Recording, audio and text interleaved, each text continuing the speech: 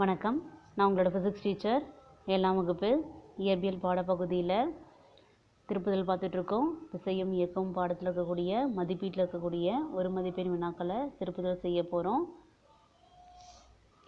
ஒவ்வொரு வாட்டியும் திருப்புதல் செய்யும்போது ஒரு மதிப்பெண் வினாக்கள்லேருந்து தான் ஆரம்பிக்கிறோம்.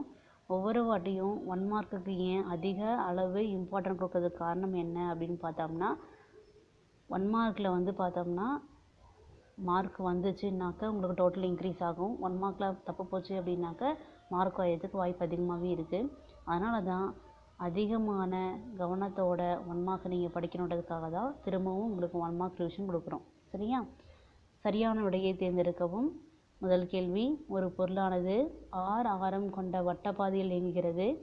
பாதி வட்டம் கடந்த பின் அப்பொருளின் இடப்பெயர்ச்சி பார்த்தோம்னா என்னன்னு கேட்குறாங்க.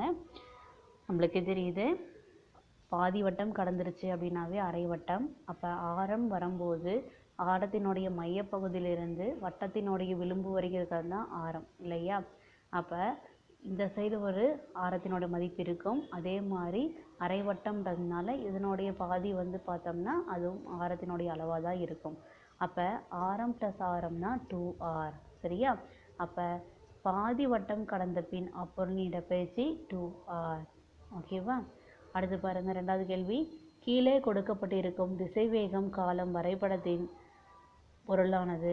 சரியா? கீழே பார்த்தோம்னா ஒரு வரைபடம் கொடுத்துருக்காங்க. அந்த வரைபடத்திலிருந்து திசைவேகம் காலம் வரைபடத்தில் இருந்து பொருளினுடைய நிலை என்ன அப்படின்னு நம்ம தெரிஞ்சுக்க போகிறோம். ஆப்ஷன் பாருங்கள். சீரான இயக்கத்தில் உள்ளது, ஓய்வு நிலையில் உள்ளது, சீரற்ற இயக்கத்தில் உள்ளது, சீரான முடுக்கத்தில் பொருள் இயங்குகிறது அப்படின்னு அர்த்தம். சரியா? இப்போ பாருங்கள், வரைபடத்தில் பாருங்கள் எப்படி இருக்குன்னுட்டு அதை வச்சு தான் நம்ம சொல்ல போகிறோம். அப்போ சீரான முடுக்கத்தில் பொருள் இயங்குகிறதுன்றது தான் கரெக்டான பதில். ஓகேவா? அடுத்த கேள்வி பாருங்கள். கீழே உள்ள படங்களில் எப்படமானது இயங்கு பொருளின் சீரான இயக்கத்தினை குறிக்கும் அப்படின்னு சொல்கிறோம். சீரான இயக்கம் அப்படின்னாவே பொருளானது நேர்கோட்டு பாதையில் இயங்குதுன்னு அர்த்தம். சரியா? அப்போ இந்த 4 ஆப்ஷன்லேயும் பாருங்கள், எது நேர்கோட்டு பாதையில் இருக்குது? வெரி குட், டி தான் இல்லையா?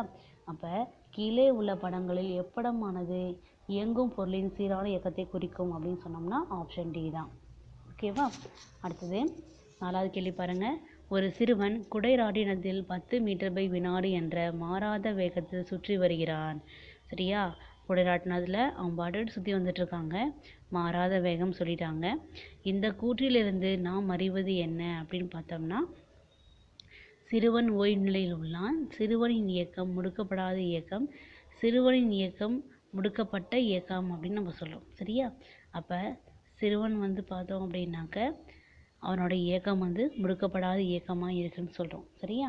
ஆப்ஷன் ஆ, சிறுவனின் இயக்கம் முடுக்கப்படாத இயக்கம் அப்படின்னு சொல்கிறோம். ஓகேவா? அடுத்தது, ஒரு பொருளின் சமநிலையை அதிகரிக்க பின் வருவனவற்றுள் எம்முறையை பின்பற்றலாம். 4 ஆப்ஷன் கொடுத்துருக்காங்க. ஈர்ப்பு மையத்தின் உயரத்தை குறைத்தல், ஈர்ப்பு மையத்தின் உயரத்தை அதிகரித்தல், ஒரு பொருளின் உயரத்தை அதிகரித்தல்.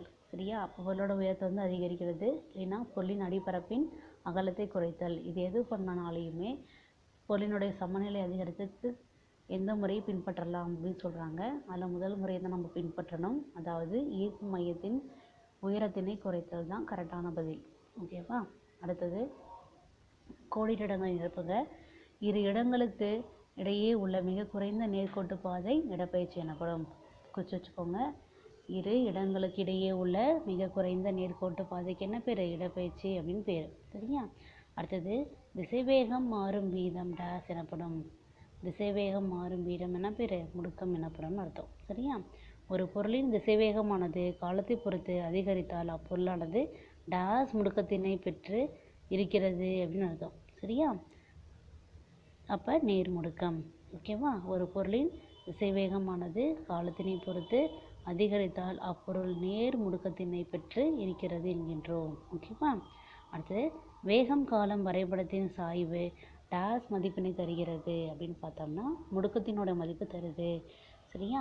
வேகம் காலம் வரைபடத்தின் சாய்வானது முடுக்கத்தின் மதிப்பை தருகிறது அப்படின்னு நம்ம சொல்கிறோம். சரியா? அடுத்து, டேஸ் சமநிலையில் ஈர்ப்பு மையத்தின் நிலை மாறுவதில்லை. என்ன சமநிலைன்னு பார்த்தோம்னா நடுநிலை சமநிலை அப்படின்னு நம்ம சொல்கிறோம். சரியா? அப்போ நடு அப்படின்றதான் கரெக்டான பதில். ஓகேவா? அடுத்தது பொறுத்துக்க பாருங்கள். இந்த பக்கம் கேள்வி கொடுத்துருக்காங்க, இந்த சைடு பதில் கொடுத்துருக்காங்க. பதிலுக்கெல்லாம் நம்பர் போட்டிருக்கு. உங்களுக்கு நடத்துறதுக்காக தான் நம்பர் போட்டிருக்கோம். பரீட்சையில் வந்து பார்த்தோம் அப்படின்னா நீங்கள் கேள்விக்கு உண்டான பதிலை நேராக தான் எழுதி காட்டணும். இந்த மாதிரி என்ன பண்ணக்கூடாது, நம்பர்ஸ் போட்டு காட்டக்கூடாது. ஓகேவா? கேள்விக்கு நேராக பதில் தான் எழுதணும். ஓகேவா? இடப்பெயர்ச்சி மீட்டர். இடப்பெயர்ச்சியோட அழகு என்ன? மீட்டர். வெற்றிடத்தில் ஒளியின் திசைவேகம் என்னவா இருக்கும்?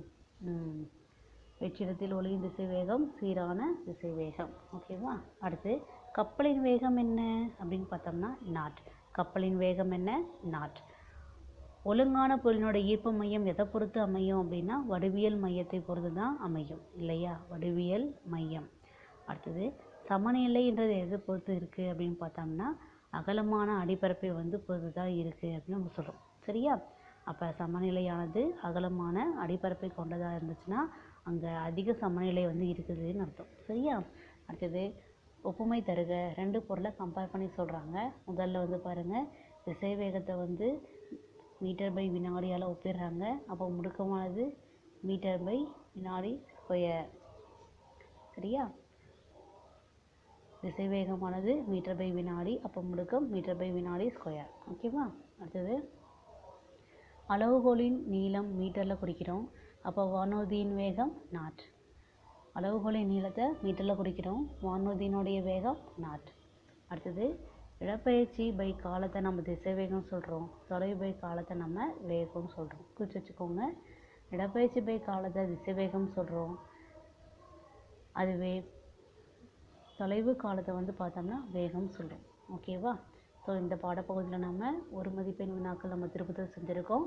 புக்கில் யாராவது மார்க் பண்ணாமல் இருந்துச்சுன்னா மார்க் பண்ணிக்கோங்க. மார்க் பண்ணவங்க திரும்ப ரிப்பீட்டடாக படித்து எழுதி பாருங்கள். அடுத்த ஒரு ரிவிஷன் வீடியோவில் நம்ம பார்க்கலாம். தேங்க்யூ.